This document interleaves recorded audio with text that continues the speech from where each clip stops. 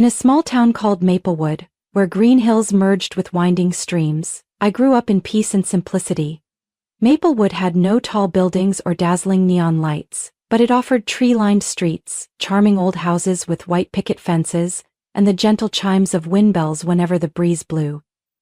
Life here moved slowly and warmly, as if time itself wanted to pause and savor every moment. My family lived in a small wooden house with a porch full of flowers and wicker chairs that swayed naturally. My father, Peter, was a skilled carpenter. His hands were rough from years of labor, but whenever he touched wood, they became incredibly gentle and skillful. He not only created beautiful furniture, but also taught me about perseverance and humility. He often said the more natural the wood, the easier it is to create something valuable. Just like people, the most precious things are always inside. My mother, Margaret, was an elementary school teacher. Every afternoon as the soft sunlight streamed through the window, she would sit at the dining table, preparing lesson plans or reading thick books. She had a warm, soothing voice, and whenever she told stories, I felt like I was lost in a fairy tale world where every dream could come true. My mother not only taught me knowledge but also inspired in me a love for the simple things, the true values of life.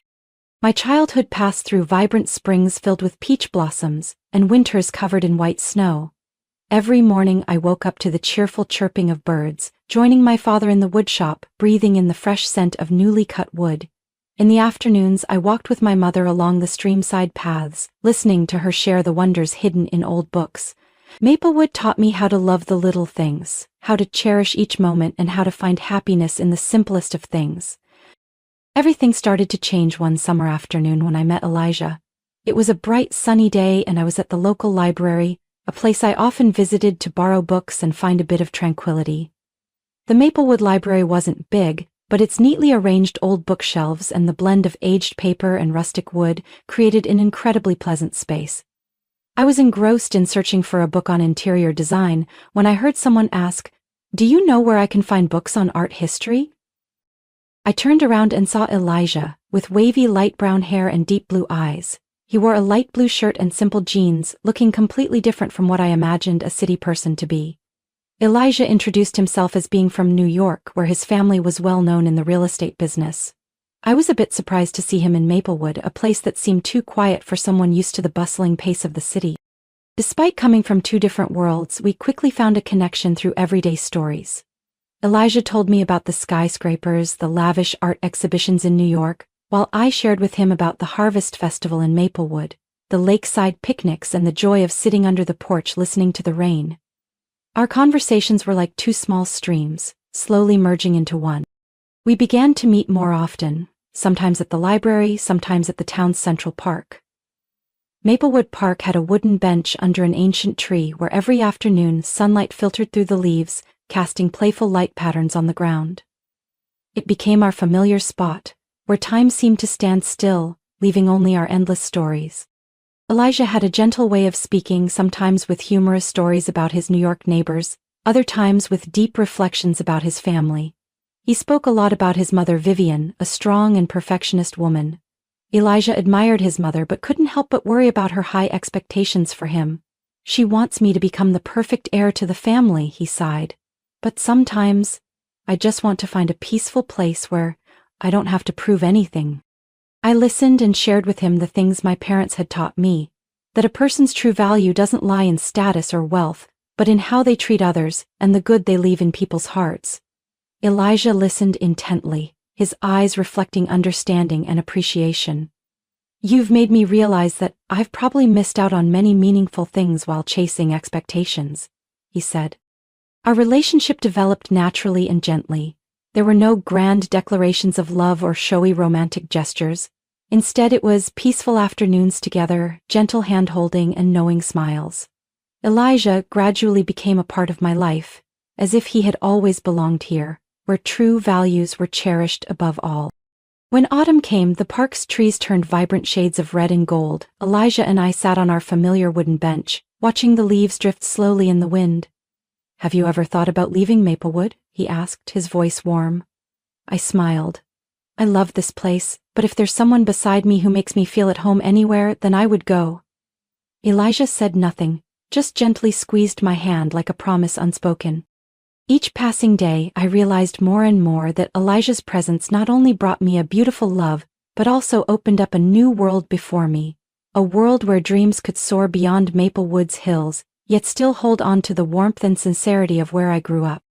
My relationship with Elijah deepened over time. We not only shared joyful moments but also confided in each other about our worries and struggles. Elijah often spoke to me about his family, especially his mother Vivian. She was a sophisticated woman, always appearing perfectly composed, from her meticulously styled hair to her tailored outfits. However, beneath her gentle exterior was a mother with very high expectations for her son. Elijah once told me that Vivian always hoped he would marry someone well-matched, a girl with a strong family background, high education, and someone who fit the family's image in the eyes of high society. This made Elijah understandably anxious about introducing me to her. "I'm afraid my mom won't accept you," he sighed, his eyes reflecting a hint of worry. "She always believes that anyone who comes near me is only interested in my family, not me." I understood Elijah's feelings. I had never imagined I would face such strict standards. Life in Maplewood taught me to judge people by their hearts, not by their wallets or social status. But because I loved Elijah, I knew I needed to be strong. "We'll get through this together," I said, gently squeezing his hand. "If our love is true, your mom will eventually understand." The day Elijah brought me home to meet his family, I couldn't help but feel nervous. His family's mansion in the suburbs of New York was surrounded by lush green trees and meticulously maintained gardens. As we walked in, I immediately sensed the elegance of the place but also a bit of distance.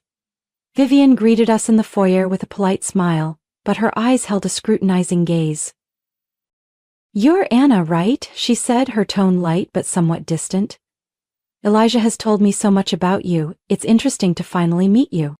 Dinner took place in a grand dining room with a long wooden table draped in pristine white linen and a sparkling chandelier overhead.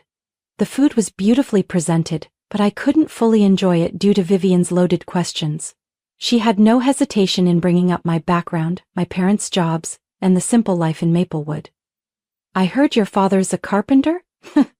"That's quite rare nowadays," she said with a slight chuckle, but I could clearly hear the condescension in her voice. Elijah tried to steer the conversation away, but Vivian persisted. "And your mother is an elementary school teacher, right? That's certainly a noble profession. However, you must understand that life here requires a bit more than that." I could feel Elijah's eyes on me, as if he was silently apologizing on his mother's behalf. I smiled, keeping my tone calm. "Yes, my parents are hardworking people, and I am proud of that. Even though they didn't start with much, they always taught me that a person's value lies in their character and sincerity." That evening ended with a heavy atmosphere. On the way home, Elijah couldn't stop apologizing. "I didn't think my mom would act like that. I'm really sorry." I just shook my head. "It's okay, I understand. The important thing is that we're together." However, the meetings that followed did not improve. Vivian seemed to never miss a chance to imply that I was not a good fit for her family. Every word from her felt like a needle pricking at my self-esteem. But I tried not to let it affect me because I knew Elijah truly loved me. When Elijah proposed, I felt both happiness and worry. We decided to have a small, cozy wedding in Maplewood, with our family and close friends. But right from the start of planning, I sensed the difficulties coming from his mother. Vivian involved herself in every detail, from the wedding dress and flowers to the reception menu. There was nothing she didn't interfere with. "Anna, don't you think this wedding dress is a bit too simple?" she asked when I tried on the dress I loved. "A daughter-in-law of this family should stand out, make an impression. This dress looks too ordinary." I knew I couldn't please her, but I remained steadfast in my choice. Elijah was always by my side, encouraging me. "This is our day. Don't let anyone make you feel bad." I felt his love and support, which was my greatest motivation to overcome every challenge. The wedding day arrived with beautiful weather as we had hoped. The venue was decorated with wild flowers and small lanterns, capturing the simplicity and romance of Maplewood. When I walked down the aisle, the look in Elijah's eyes was filled with love and pride. But I also noticed Vivian sitting there, her sharp gaze following my every step. The reception was warm until Vivian stood up to speak. "Today I am very happy that my son has found happiness," she began, her voice gentle but with an underlying tone. Elijah has always had a generous heart, always ready to help those in need, and I think today is a testament to that." Her words brought a sudden hush over the room. I could feel all eyes turning towards me. Vivian's words felt like daggers, implying that I was merely lucky to be rescued by Elijah. At that moment, Eleanor, Elijah's grandmother, stood up. "Vivian, that's enough," she said, her voice strong and unwavering. "Perhaps everyone here has forgotten that before becoming the lady of this house you were a maid working in this very home. You were once loved and welcomed, so why are you treating Anna this way today?" The room fell silent. All eyes shifted to Vivian, who sat there with a pale face. Eleanor continued, "Our family values love and sincerity, not background or status. Anna is a wonderful girl and I am very proud to have her in our family." Eleanor's words were like a fresh breeze, clearing the stifling atmosphere. The guests broke into applause, and for the first time that day I felt truly accepted.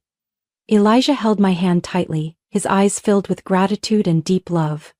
I knew that from this moment on, I was no longer alone on this journey. The family meeting took place on a Sunday afternoon at Mrs. Eleanor's mansion. Soft light filtered through the large windows, illuminating the spacious yet cozy living room. I sat next to Elijah, his hand tightly holding mine, offering silent support as the atmosphere grew increasingly tense.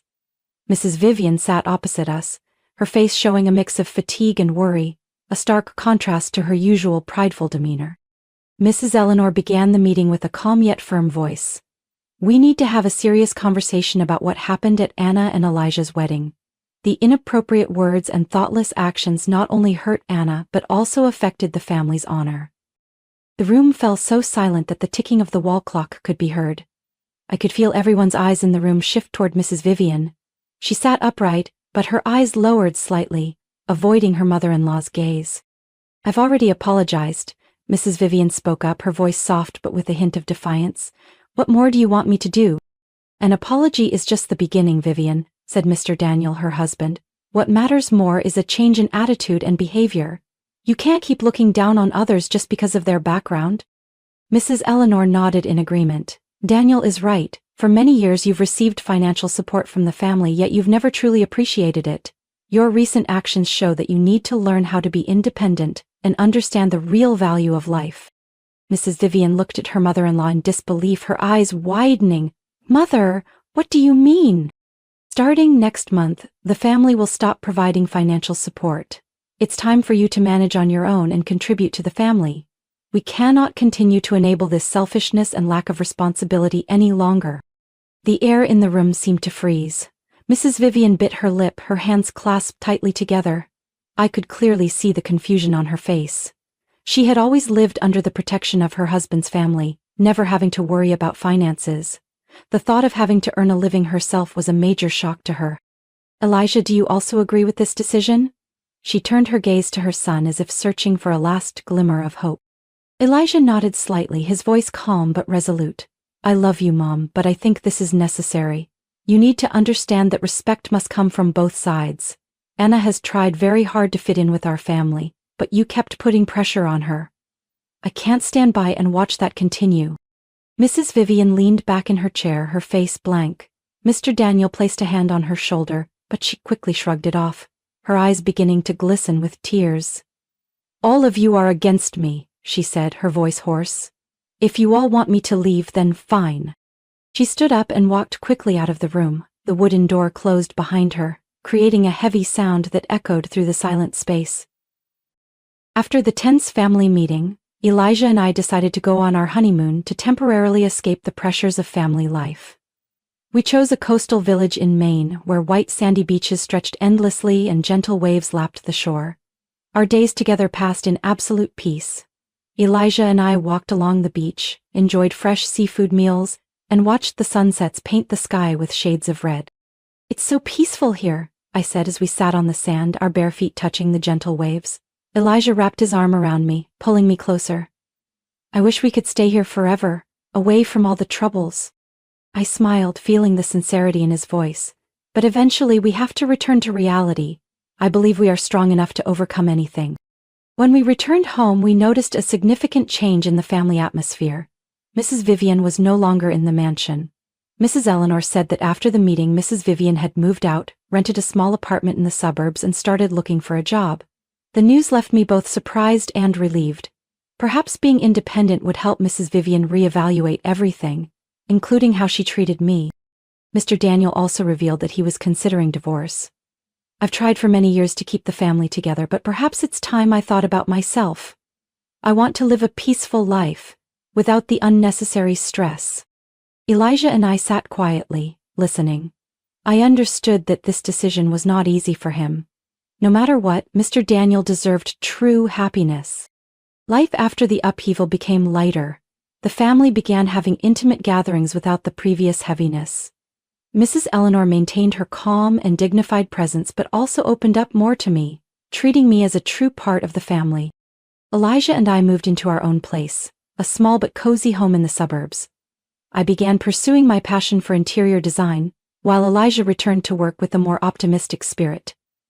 We built our home together, planning for the future. Every morning, waking up next to him, I felt grateful for everything I had. The changes in Elijah's family brought about a fresh start. The cracks gradually healed through sincerity and love.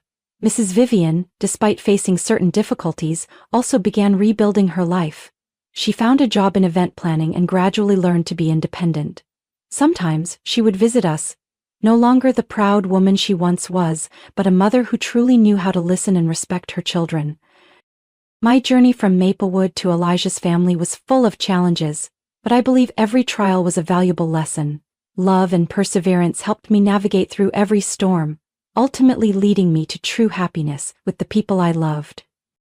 My story with Elijah is a clear example that love and patience can overcome any barrier.